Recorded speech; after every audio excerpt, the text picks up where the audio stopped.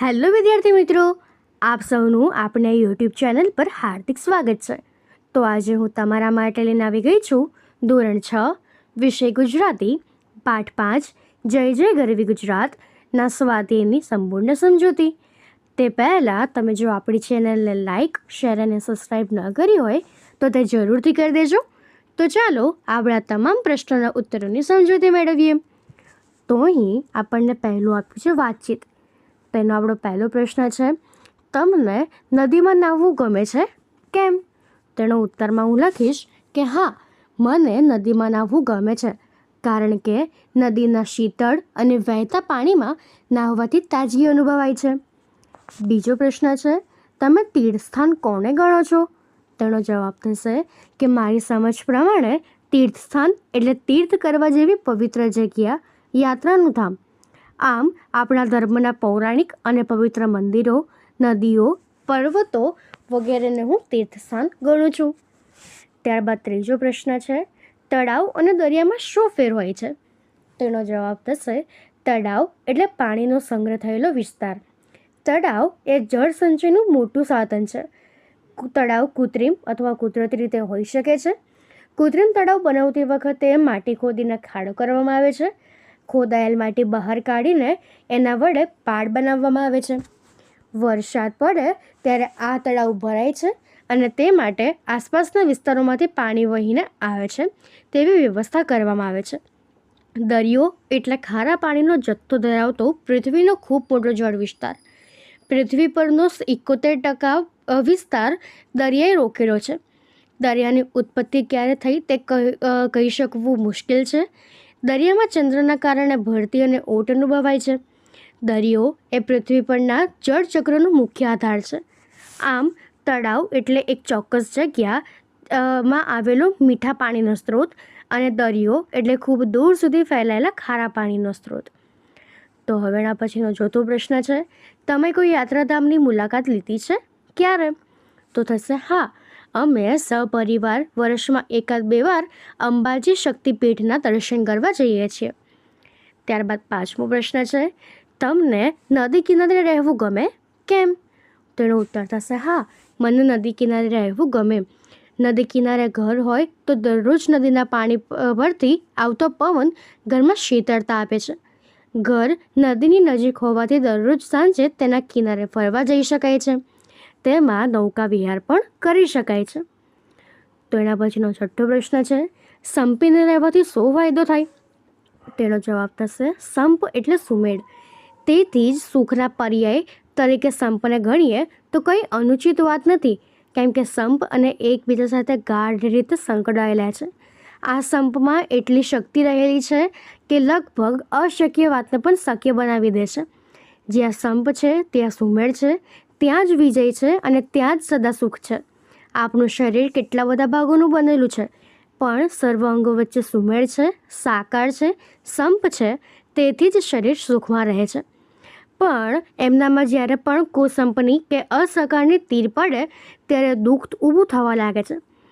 મિલમાં સાળ ખાતાના મશીનમાં 3 થી 4 હજાર તાર હોય છે, પણ એમાં જ્યાં સુધી તમામ તાર સંપતી રહેતા હોય ત્યાં સુધી મશીન ચાલે. જ્યારે પણ તેમાંથી એક તાર છૂટો એટલે કે તાર તૂટો પડે એટલે કુસંપની શરૂઆત થાય તો મશીન તરત જ બંધ પડી જાય છે. જીવનમાં રૂપિયાથી કે ધનથી સુખી જીવન જીવવું એ જરૂરી નથી થતું, પણ સંપથી, સમજથી સુખી જીવન જીવી શકાય છે. તો હવે એના પછીનો બીજો પ્રશ્ન છે, નીચે આપેલા શબ્દોમાં સાચા અર્થવાળો શબ્દ શોધીને લખો. તેમાં પહેલું છે ગરવી. તો અહીં આપણને બીજા ઓપ્શન આપ્યા છે ગરબી, ગૌરવશાળી અને ગડબડ. તો ગરવી એટલે કે ગૌરવશાળી.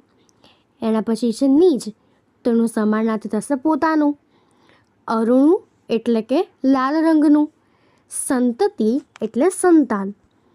ત્યારબાદ કસુંબી એટલે કેસરી. રક્ષા એટલે રખેવાલી. તો હવે એના પછીનો ત્રીજો પ્રશ્ન છે, નીચે આપેલા જોડકા જોડો. તેમાં આપણને પહેલું આપ્યું છે ઉત્તર, તો તે થશે અંબામાત. બીજું છે દક્ષિણ, તો એ થશે કુંતેશ્વર મહાદેવ. ત્રીજું છે પૂર્વ, તો એ થશે કાળી માતા. અને પશ્ચિમ, તો એ થશે સોમનાથ. તો એના પછીનો હવે આપણો ચોથો પ્રશ્ન છે, નીચે આપેલા શબ્દોનું શિષ્ટ રૂપ લખો. તેમાં આપણને પહેલો શબ્દ આપ્યો છે પ્રભાત, તે થશે પ્રભાત. પછી છે પૂરવ એટલે પૂર્વ. ત્રીજું છે જોઈ એટલે જોઈને. ત્યારબાદ યુદ્ધ એટલે કે યુદ્ધ અને દિશે એટલે દેખાય. તો હવે એના પછીનો આપણો પાંચમો પ્રશ્ન છે કે આપેલા ઉદાહરણ જેવા પ્રાસવાળા શબ્દો શોધો અને લખો. તેમાં આપણને આપ્યું છે અંકિત, રીત, જાત, સાક્ષાત, અંબામાત, કાળીમાત, મહાદેવ, દેવ, સાગર, જયકર. તો આપણે આ પ્રમાણે આ શબ્દો લખીશું. તો એના પછીનો છઠ્ઠો પ્રશ્ન છે કે આપેલા વિકલ્પોમાંથી યોગ્યકરણ શોધીને લખો. તો એમાં પહેલું છે કે કવિ સંતાનોને પ્રેમ ભક્તિની રીત શીખવવાનું કહે છે, કારણ કે તે થશે સાચી જીવનશૈલી મળે તે માટે. ત્યારબાદ બીજું છે ગુજરાતની સહાયમાં દેવો સાક્ષાત છે એવું કહેવાય છે, કારણ કે તો તે થશે કે ચારેય દિશામાં એમના સ્નાતકો છે. એના પછી ત્રીજું છે સાગર માટે રત્નાકર શબ્દ પ્રયોજ્યો છે, કારણ કે તો એ થશે સાગરના પેટાળમાં અનેક કિંમતી રત્નો છે. ત્યારબાદ ચોથું છે કે આ કાર્યમાં રાત વીતી ગઈ છે એવું કહ્યું છે, કારણ કે તો એ થશે ગુજરાત પ્રગતિના માર્ગે છે. તો હવે એના પછીનો આપણો સાતમો પ્રશ્ન છે કે નીચેના પ્રશ્નોનો ઉત્તર લખો. એમાં પહેલો પ્રશ્ન છે કવિતા મુજબ ગુજરાતની કઈ દિશામાં શું આવેલું છે તે લખો. તો આપણે આ જવાબમાં લખીશું કે કવિતા મુજબ ગુજરાતની ઉત્તર દિશામાં અંબા માતાનું મંદિર, પૂર્વ દિશામાં કાળી માતાનું મંદિર, દક્ષિણ દિશામાં કુંતેશ્વર મહાદેવનું મંદિર અને પશ્ચિમ દિશામાં સોમનાથ તથા દ્વારકેશનું મંદિર આવેલું છે. ત્યારબાદ બીજો પ્રશ્ન છે કવિએ પ્રેમ ભક્તિની રીત શીખવવાનું કેમ કહ્યું હશે? તેનો જવાબ થશે પ્રેમ અને ભક્તિ એ ગુજરાતની ગૌરવગાથાના પાયાના મહત્ત્વો છે. એના થકી જ ગુજરાત ગૌરવવંતું છે. આપણે એ ગૌરવને જાળવવા માટે પરસ્પર પ્રેમ અને ભક્તિથી આગળ વધવું જોઈએ. એ ભલી રીત શીખવી જોઈએ. તેના પછીનું ત્રીજું છે કે ગરવી ગુજરાત એટલે શું? તો ગરવી ગુજરાતનો અર્થ થાય મોટું, વિશાળ, ગૌરવશાળી, ઉચ્ચ ભાવનાઓવાળું ગુજરાત. ત્યારબાદ ચોથું છે ગુજરાતની બીજી નદીઓના નામ જણાવી કોઈ એક નદી વિશે લખો. તો ગુજરાતમાં તાપી, નર્મદા અને મહી ઉપરાંત બનાસ, ભાદર, દમણગંગા, હિરણ, કંકાવટી, ખારી, મચ્છુ, નાગમતી, રૂપેણ, સાબરમતી, સરસ્વતી, શેત્રુંજી વગેરે નદીઓ આવેલી છે. એમાંની એક નદી મેં લખી છે મચ્છુ નદી. તો આ નદી ગુજરાત રાજ્યના સૌરાષ્ટ્ર પ્રદેશના મોરબી, સુરેન્દ્રનગર અને રાજકોટ જિલ્લામાં વહેતી મહત્ત્વની નદી છે. 141 કિલોમીટર જેટલી લંબાઈ ધરાવતા આ નદી મોટાભાગે મોરબી જિલ્લામાં પોતાનો પંથ કાપે છે. માર્ગમાં મચ્છુ નદીમાં બેણિયા, મોસોરો, અસોઈ, ખરોડિયા, બેટી, સાવરીઓ, અંધારી, માહા જેવી નાની નદીઓ ભળી જાય છે. દંતકથા અનુસાર એકવાર મહાદેવજી ક્ષીરસાગરને કિનારે પાર્વતીજીને અગત્યનો ઉપદેશ આપી રહ્યા હતા. એમની નજીકમાં એક મગર થોડા સમય પહેલાં જ એક જીવતા માણસને ગળી જઈ બેઠો હતો. શંકર ભગવાનનો ઉપદેશ સાંભળી કોઈક રીતે મગરના પેટમાંથી આ માણસ બહાર આવ્યો અને જ્ઞાની પુરુષ બન્યો. મગરમચ્છ દ્વારા બીજો જન્મ પામેલા આ માણસ મત્સ્યેન્દ્રનાથ તરીકે ઓળખાયા, જેમણે હઠયોગી તરીકે ખ્યાતિ મેળવી છે. હઠયોગ પ્રદીપિકા નામનો ગ્રંથ પણ લખ્યો હતો. મત્સ્યેન્દ્રનાથના એક ગૌરવશાળી શિષ્ય ગોરખનાથે ગુરુની પુત્રો પ્રત્યેની વધુ પડતી આસક્તિ હોય બંને પુત્રોને નદી કિનારે મારી નાખ્યા. આ બંને પુત્રોને નદીના માછલાનો અવતાર મળ્યો. આ મચ્છ એટલે કે મત્સ્ય પરથી નદી મચ્છુ તરીકે ઓળખાવા લાગી. તો એના પછીનો પાંચમો પ્રશ્ન છે ગુજરાતના મહિમા વિશે લખો. તો ગુજરાત ભારતની પશ્ચિમમાં આવેલું એક સમૃદ્ધ રાજ્ય છે. ગુજરાતની ધરતી પર નર્મદા, તાપી, મહી, સાબરમતી જેવી મોટી મોટી નદીઓ વહે છે. ગુજરાતની સ્મૃતિમાન આ નદીઓનો મોટો ફાળો છે. ગિરનાર, પાવાગઢ, ચોટીલા, શેત્રુંજય જેવા પર્વતોથી ગુજરાત રળિયામણું લાગે છે. ગુજરાતમાં સોમનાથ, દ્વારકા, પાલીતાણા, અંબાજી, વલતાડ અને ડાકોર જેવા પ્રસિદ્ધ યાત્રાધામ આવેલા છે. અહીં દર વર્ષે લાખો યાત્રાળુઓ દર્શન કરવા આવે છે. ગુજરાત વિશાળ દરિયા કિનારો મળેલો છે. તેના કિનારે કંડલા, વેરાવળ, બેડી, માંડવી જેવા સમૃદ્ધ બંદર આવેલા છે. ગુજરાતના ઉભરાટ, તિથલ, સાપુતારા અને ચોરવાડ જેવા પ્રવાસ ધામો પ્રવાસીઓને આકર્ષે છે. ગુજરાતની સંસ્કૃતિના ઘડતરમાં અનેક સંતો, લેખકો અને કવિઓનો ફાળો છે. નરસિંહ મહેતા, મીરબાઈ, અખો, દયારામ, નર્મદ, કલાપી, મેઘાણી, કનૈયાલાલ મુલસી, ઉમાશંકર જોશી, સુંદરમ, ગીજુભાઈ જેવા સંતો અને સાહિત્યકારોએ ગુજરાતી સાહિત્યને સમૃદ્ધ કર્યું છે.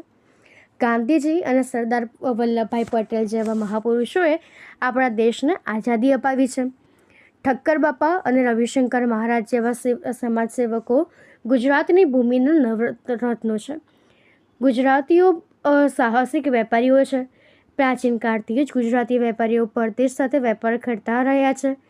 આઝાદી પછી ગુજરાતે પ્રગતિની હરણફાળ ભરી છે. ખેતીવાડી, શિક્ષણ, વાહન વ્યવહાર, ઉદ્યોગો વગેરે ક્ષેત્રોમાં તેણે ઘણો વિકાસ સાધ્યો છે. ગુજરાતની પ્રજા વીર, ધીર, જ્ઞાની અને પ્રેમાળ છે. તો હવે એના પછીનો આપણો છઠ્ઠો પ્રશ્ન છે, ગુજરાતને ગરવી કેમ કહી હશે?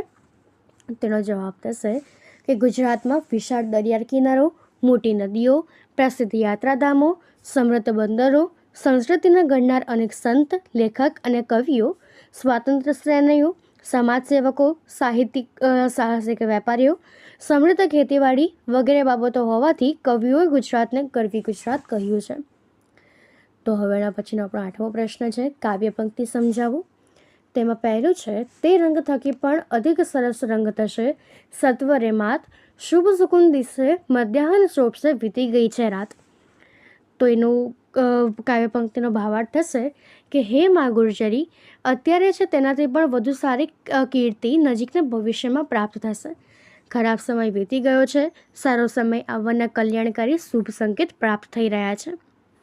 તો હવે એના પછીનો નવમો પ્રશ્ન છે, ઉદાહરણ મુજબ નીચે આપેલા બે શબ્દોને એક વાક્યમાં પ્રયોગ કરો. તો અહીંયા પણ ઉદાહરણ આપ્યું છે કમ્પ્યુટર અને વેદવ્યાસ. તો કમ્પ્યુટરમાંથી વેદવ્યાસનો ફોટો જડ્યો.